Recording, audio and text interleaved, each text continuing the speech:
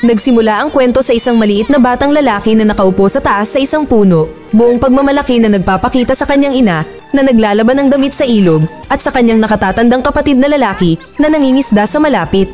Biglang lumitaw ang isang eroplano ng kaaway sa kalangitan. Ang kanyang ina ay sumigaw para sa kanyang mga anak na lalaki na magtago, ngunit si Sergey ay nanindigan na sinasabing hindi siya natatakot.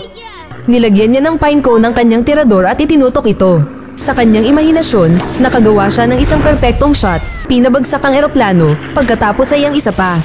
Sa sobrang tuwa, tinawag niya ang kanyang ina at kapatid, ngunit wala na sila roon. Nagsimulang lumabo ang eksena, panaginip lang pala ang lahat. Ang malupit na katotohanan ay nagsimulang ipakita habang ang isang kapitbahay ay ginising siya na hinihimok siyang tumakbo. Ang kanyang pamilya ay pinatay, inakusahan ng pagtulong sa mga partisan. Kung mahahanap siya ng kaaway, magdurusi siya sa parehong kapalaran. Bago sila makatakas, lumitaw ang mga sundalong may mga dalang baril. Dahil wala ng oras, itinulak niya ang maliit na si Sergey sa labas ng bintana, isinakripisyo ang sarili habang pinapaulanan ng putok ng baril ang bahay. Habang tumatakbo si Sergey, naririnig niya ang tunog ng mga putok ng baril at makikita ang mga nasusunog na mga tahanan na unti-unting nawawala sa kanyang likuran habang siya ay nakarating sa kagubatan. Isang 6 na taong gulang, walang mapuntahan, natatakot at nag-iisa. Ayaw niyang maniwala na wala na ang kanyang ina. Paulit-ulit niya itong tinatawag, ngunit ang huni ng kagubatan lang ang kanyang naririnig. Pagsapit ng umaga, itinulak siya ng uhaw sa tabing ilog, ngunit dumating ang mga sundalong kaaway na pinilit siyang magtago. Napapikit siya sa mga ugat ng puno, halos hindi siya makahinga. Tapos, may biglang gumalaw. Isang ahas ang dumaan malapit sa kanyang mukha at nagsimulang tumibok ang kanyang puso ng mabilis. Kung sumigaw siya, patay na siya. Pinatigas niya ang kanyang mga kamao, pinipigilan ang kanyang hininga hanggang sa mawala ang panganib. Nakaligtas siya, ngunit nakaramdam siya ng matinding gutom. Hinahaplos niya ang lupa para sa mga pagkain na iniwan ng mga sundalo. Hindi ito sapat, ngunit nagpatuloy para mabuhay, kahit nanghihina at napapagod na ang kanyang maliit na katawan. Sa pamamagitan ng putik at latian, nagpapatuloy siya upang makausad. Ang dagundong ng mga kanyon ay pumupuno sa hangin, pinapanginig ang lupa sa ilalim ng kanyang mga paa. Sa gabi, ang mga anino sa kagubatan ay nagiging mga nilalang, tinutuya siya. Sinisigawan niya ang mga ito, naglakas loob na lumapit para makitang hindi siya natatakot. Ang tanging kapayapaan na natagpuan niya ay sa kanyang mga panaginip, kung saan ang kanyang ina ay nagbuhos ng sariwang gatas para sa kanya at sa kanyang kapatid. Ngunit nagsisimula ng maubos ang kanyang lakas. Bumigay ang kanyang mga paa. Halos hindi na niya maidilat ang kanyang mga mata. Sa pagkataranta, nakita niya ang isang maliit na hedgehog na tumatakbo sa malapit at sinubukang magsalita, humihingi ng tulong dito. Sa huling sandali, dumating ang tulong na hinihintay niya. Isang grupo ng mga sundalong Sobyet ang nakahanap sa kanya. Sila ay nasa isang misyon, ngunit hindi nila maaaring balewalain ang pagtingin sa isang kalahating nagyelo at nagugutom na bata. Ang kanilang desisyon na ibalik siya sa kampo ay ikinagalit ng kanilang commander, ngunit tumanggi silang iwan siya. Sa mainit na talakayan, halos hindi maintindihan ni Sergey kung ano ang nangyayari. Isang lalaking may sugatang braso ang lumuhad sa tabi niya. Ipinakilala ang kanyang sarili bilang Kuznetsov Nikolai Sergeyevich. Nanginginig ang bibig ng bata habang sinasagot ang mga tanong niya. Hindi nagtagal at napagtanto ng lahat na wala nang mapupuntahan si Sergey dahil isa na siyang ulila.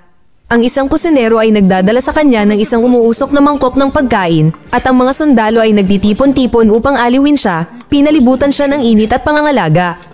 Kinabukasan, sa pagsikat ng araw sa kampo, ang mga lalaki ay nakaupo sa labas, nag-uusap at nagbibiruan. Ang sundalong nakahanap sa kanya, si Andrei, ay nagsasanay ng wika ng German, habang ang mananahin ng unit, si Yakov Moisevich, ay nagtatahi ng kanyang uniforme. Sa unang pagkakataon sa pakiramdam ng walang hanggan, hindi nag-iisa si Sergey. Sa mga sundalo, nariyan din si Rezo, ang maayos, at ang mas matanda na may karanasan na si Yegor Maximovich. Ang kanilang masayang pagbibiruan ay nagsimulang magwakas habang naputol-itol dahil sa pag-atake ng kaaway. Sa medikal na tolda, ang nurse na si Tita Katya ay nag-aalaga sa mga sugat ni Sergey habang sinusubukang pakainin siya ng makapal at nakabubusog na nilaga na gawa ng Rotan Cook Petrovich. Nagtataka tungkol kay Commander Kuznetsov, tinanong ni Sergey si Katya ng mga tanong tungkol sa kanyang mga medalya at tapang.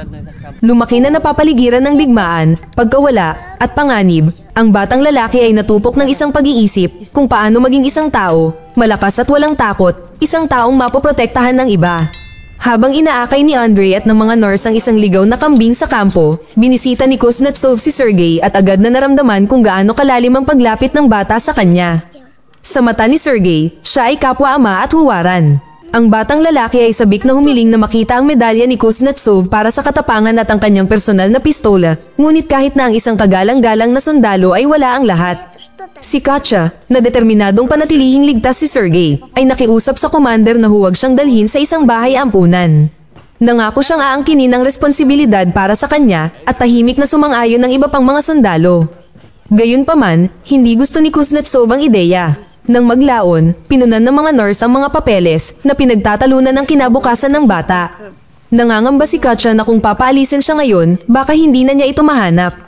Si Rita, isa pang nurse, ay bumubulong na si Kuznetsov ay isang matigas ang ulo na opisyal na hindi kailanman yumuko sa mga patakaran. Ang mga sundalo ay lumaki rin kay Sergey at si Igor Maximovich ay nagsasalita sa ngalan ng buong unit na hinihimok ang komandante na hayaan ang batang lalaki na manatili. Sa kanila, kinakatawan niya ang lahat ng kanilang ipinaglalaban, naghihintay ang kanilang mga anak sa kanilang tahanan, ang mga sibilyan na kanilang pinoprotektahan, at ang kinabukasan na kanilang isinasakripisyo. Ngunit iba ang paraan ni Kuznetsov sa pagpapakita ng pangangalaga. Alam niyang masyadong mapanganib ang pagpapanatili sa bata sa gitna ng digmaan. Gaano man kagustong manatili ni Sergey, ang commander ay naninindigan. Patuloy ang mga laban. Sa ilalim ng bagyo ng mga bala at sunog ng tangke, kinaladkad ni Katya ang isang sugatang sundalo mula sa mga trenches. Sa kabila ng kanyang nasugatan na braso, pinangunahan ni Kuznetsov ang pag-atake, pinoprotektahan ang mga sugatan na dinadala sa kampo. Nang matapos ang laban, si Sergey, na ngayon ay ganap na nakabawi, ay gumagala sa kampo na parang walang nangyari. Pagkatapos, dumating ang truck. Oras na para madala si Sergey sa ligtas na lugar. Bago siya umalis, gumawa si Kuznetsov ng isang maliit na pistola na gawa sa kahoy at ibinigay ito sa bata bilang isang alaala. Nag-aalangan si Sergey, puno ng emosyon ang kanyang boses, dahil inamin niyang natatakot siya para kay Kuznetsov at hinintay siya. Ang commander, na naantig sa mga salita, ay napagtanto ang isang bagay. Maliban sa batang ito, wala nang naghihintay sa kanya. Sa halip na paalisin si Sergey, gumawa si Kuznetsov ng hindi inaasahang desisyon. Nag-aalok siya na ampunin siya. Ang mga sundalo, na tuwang-tuwa, ay sumabog sa isang masiglang debate sa pagawaan ni Yakov Moisevich na nagtatalo tungkol sa perpektong sukat para sa bagong uniforme ni Sergey. Patuloy na pinapangarap ni Sergey ang mapayapang araw at ang kanyang ina. Lumipat na siya mula sa medical tent patungo sa commander's quarter. Kinaumagahan, ginising siya ni Kuznetsov na may isang sorpresa. Isang tunay na uniforme ng militar. Ang batang lalaki ay sabik na isinusuot ito, natututong magbihis ng mabilis tulad ng isang tunay na sundalo. Bago siya magkaroon ng oras upang tamasahin ang kanyang bagong kasuotan, ang sasakyang panghimpapawid ng mga kaaway ay nagsimulang umatake. Nagkagulo sa kampo habang sumasabog ang mga bomba sa kanilang paligid. Tumatakbo si Sergey sa larangan ng digmaan, umiiwas sa mga pagsabog, natatakot na mawala ang mga taong naging pamilya niya. Pinagalitan siya ng isang field medic dahil sa pagkataranta at sinabi sa kanya na sa digmaan, ang tanging bagay na dapat gawin ay maniwala sa tagumpay at tumulong sa abot ng kanyang makakaya. Isinasa puso ang payo, sinimulan ni Sergey na magdala ng tubig sa mga nasugatan sa medikal na tolda. Isang sundalo na may sira ang mga mata ang humiling sa kanya na basahin ang isang sulat na ipinadala sa kanya, ngunit ang bata ay hindi marunong magbasa. Sa mabilis na pag-iisip, gumawa siya ng isang nakakaantig na kwento sa halip na nagdudulot ng tawa sa mga sundalo. Pagkatapos ay kumakanta siya ng isang kanta para sa kanila na nagpapasigla sa kanilang espiritu sa kabila ng sakit na kanilang nararamdaman. Nang maglaon ng gabing iyon, pinapakalma siya ni Katya, hinayaan siyang magpahinga sa kanyang kandungan. Lumapit si Kuznetsov, ngunit biglang nagising si Sergey, nagtatanong lamang ng isang bagay. Natalo ba nila ang kalaban? Sinimulan din niyang tawagin si Kuznetsov na Papa. Ipinagmamalaki ng batang lalaki ang kanyang pag-unlad na mapagtagumpayan ang takot at ipinahayag na nais niyang maging katulong ni Kuznetsov, ang kanyang personal na tauhan. Nauunawaan na ang bawat isa ay may kanya-kanyang papel sa digmaan. Tinanong niya kung sino ang gumawa ng kanyang uniforme. Sabik na pasalamatan sila. Naglalakad sila sa kampo at narating ang gumuho na tolda ni Yakov Moisevich. Patuloy na ginagaya ni Sergey ang mga sundalo, nag-aahit, sumasaludo, at naghahanda para sa kanyang unang tunay na tungkulin. Sa wakas ay binigyan siya ni Kuznetsov ng isang opisyal na gawain, paghahatid ng mensahe sa iba't ibang mga unit. Tuwang-tuwa ang mga sundalo nang makatanggap sila ng mga liham mula sa kanilang tahanan. Bilang bahagi ng tradisyon, ang mga nakakakuha ng mensahe ay dapat sumayaw bilang isang pagdiriwang, isang bagay na nakita ni Sergey na parehong nakatutuwa at nakapagpapasigla. Isang araw, habang gumagala malapit sa ilog na may dalang binocular, may nakita siyang kakaiba, isang paa na nakalabas mula sa isang dayami. Nagmamadaling bumalik sa kampo, iniulat niya ito kay Andre at nakumbinsi ang mga scout na mag-imbestiga. Samantala, sinundo ni Kuznetsov at ng kanyang driver sina Katya at Rita na nangongolekta ng mga berry. Mapaglarong tinanong ni Rita si Kuznetsov kung sino ang naghihintay sa kanya pauwi, ngunit sinabi lang niya na wala siyang kasama. Naabot ng mga scout ang dayami at sinunog ito na pinipilit na palabasin ang dalawang nakatagong kaaway na scout na mabilis na nahuli. Bumalik si Sergey sa kanyang mga tungkulin bilang mensahero, ngunit nakaramdam siya ng mabigat sa kanyang puso nang mapagtanto niyang hindi lahat ng mga sundalo ay nakabalik upang tanggapin ang kanilang mga sulat at sayaw. Ang kanyang mga pagsisikap ay hindi napapansin at siya ay nagnanais na magkaroon ng isang tunay na sandata at isang opisyal na ranggo. Sa wakas, dumating na ang adoption papers. Si Sergey ay opisyal na naging isang sundalo. Nasa sabik, nagmadali sina Kuznetsov at Sergey na ibahagi ang balita kay Katya. Natagpuan nila siya sa tabi ng ilog, ngunit hindi lang sila ang naghahanap sa kanya. Isang sundalo ang sumusunod sa kanya na may masamang intensyon at nang maramdaman niya na hindi siya komportable, si Sergey ay nagmamadaling pumasok upang humarang. Si Kuznetsov, na nanonood mula sa malayo, ay walang ginagawa. Sa halip na makialam, nag-alangan siya at umiwas sa sitwasyon. Sa isa pang labanan, buong tapang na naghatid si Sergey ng mga bala sa mga trench sa ilalim ng pag-atake ng mga kaaway. Si Yegor Maximovich, na nag-aalala para sa kanyang kaligtasan, ay inutusan siyang magtago sa bunker ng commander. Ang bata ay tumanggi, ngunit ang isang utos mula sa isang superior ay nag-iiwan sa kanya ng walang pagpipilian. Nag-aatubili, si Sergey ay sumunod at pinapanood ang labanan mula sa bunker. Kapag nawalan ng komunikasyon ng isa sa mga unit, inutusan ni Kuznetsov ang radio operator na ayusin ito. Dahil ayaw niyang walang ginagawa, lumabas si Sergey, determinadong tumulong. Nahanap niya ang sirang wire at gumapang sa gitna ng digmaan patungo sa naputol na wire. Ipinaliwanag ng isang sugatang sundalo kung paano muling ikonekta ang mga cable at maingat na inaayos ng batang lalaki ang linya na nagpapanumbalik ng komunikasyon. Pagkatapos ng labanan, nakaupo si Sergey sa tabi ng isang sundalo, nakatingin sa mga bituin. Sa mga konstelasyon ng Big at Little Dipper, nakikita niya ang isang mag-ina. Ngunit nasaan ang ama? Ang kanyang mga iniisip ay lumilipat sa kabila ng digmaan at katapangan. Nagsisimula siyang magtaka tungkol sa pag-ibig. Ano ang ibig sabihin ng mahalin ng isang tao? Ang tanong ay nananatili sa kanyang isipan hanggang sa susunod na araw nang siya ay sumugod kay Katya na sinasabing ang kanyang ama ay may matinding sakit. Nataranta, mabilis na kumilos si Katya upang tumulong para lamang makita si Kuznetsov na payapang natutulog, ganap na maayos.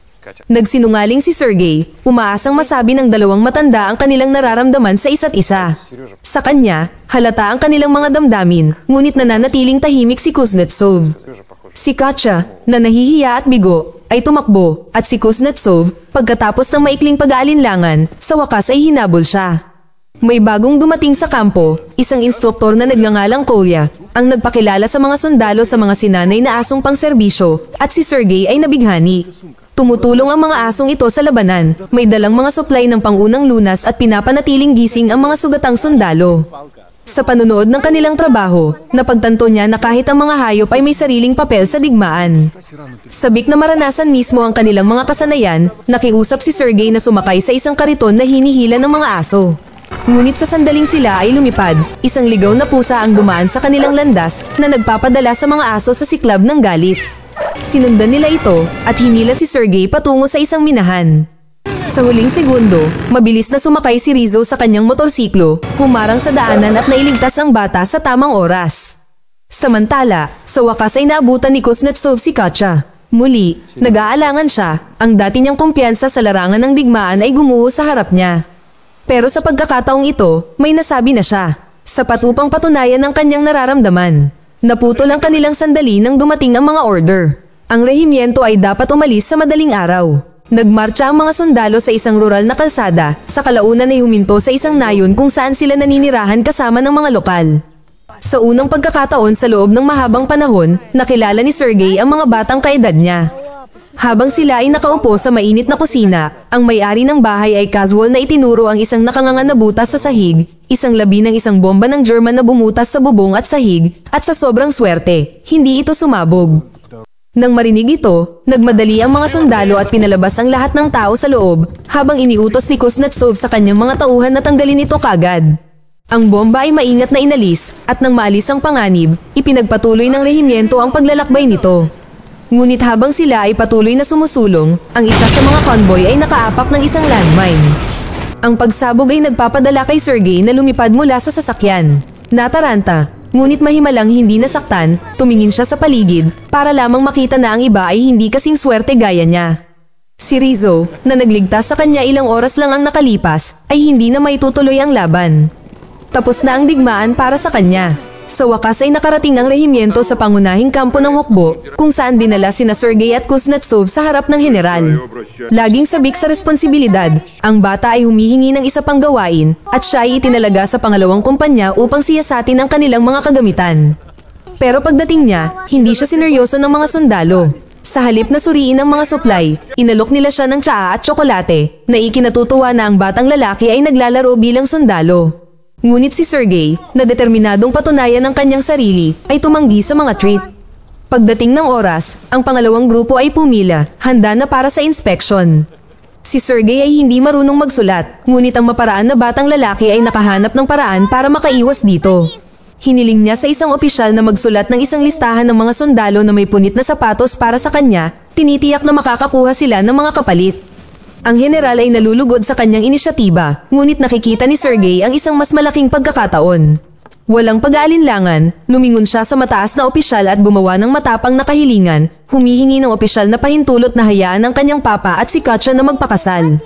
Ang dibisyon ay pinarangalan ng titulong guards, isang prestihiyosong pagkilala sa kanilang katapangan. Iniisip ni Sergey, kailanman ay laging nangangarap, ay iniisip ang kanyang sarili na humakbang pasulong, tumatanggap ng isang medalya ng karangalan sa harap ng lahat ng kanyang mga kasama. Habang nilalampasan niya ang mga hanay, nakikita niya ang mga mukha ng mga naging pamilya niya. Si Andrei, na unang nakatagpo sa kanya, ang mabait na si Rizzo, ang matalinong si Yakov Moisevich, at marami pang iba, kapwa nabubuhay at mga pumanaw. Sa isip niya, lahat sila ay nakatingin sa kanya ng may pagmamalaki. Ngunit nang magising siya sa kanyang panaginip, ang malupit na katotohanan ay nangyayari. Siya at si Nikolai ay nahuli sa isang direktang airstrike. Ang mga pagsabog ay yumanig sa lupa, at habang si Sergey ay naghahanap ng mapagtataguan sa isang kanal, siya ay nanonood ng may takot habang ang bunker ng commander ay gumuho sa ilalim ng epekto. Nagmamadali si Sergey sa mga debris, sinusubukang ilipat ang mga mabibigat na beam na nakaharang kay Nikolai. Ginamit niya ang kanyang maliliit na kamay upang alisin ang kahoy, ang kanyang mga kalamnan ay naninigas, ngunit wala itong silbi. Desperado, tumakbo siya para humanap ng tulong. Ang mga sundalo ay tumakbo sa pinangyarihan at pinamamahala ang hilahin ng kanilang komandante mula sa pagkawasak. Si Nikolai ay malubhang nasugatan, ngunit buhay. Sa field hospital, inaalagaan siya ni Katya, habang binisita siya ni Sergey upang malaman ang kanyang kalagayan. Hinawakan ng bata ang kanyang kamay, pinipigilan ang mga luha. Ngunit nang makita ang sugatang lalaki na naging kanyang ama ay labis siyang nabahala. Si Nikolai, mahina ngunit sinusubukan pa ring maging malakas para sa kanya, ay nagpapaalala sa kanya na ang mga lalaki ay hindi umiiyak. Ngunit sa pagkakataong ito, hindi na mapigilan ni Sergey ang pagpatak ng luha. Ang kwentong ito ay batay sa mga totoong pangyayari sa buhay ng 6 na taong gulang na si Sergey Alashkov na nakipaglaban kasama ang mga sundalong Sobyet sa labanan ng Stalingrad, nagmarcha kasama ang kanyang rehimen hanggang sa Poland at ginawaran ng medalya para sa combat merit. Mag-subscribe para sa higit pang mga video na tulad nito, i-on ang notification at mag-iwan ng like para matulungan ang aming channel. Salamat sa panunood.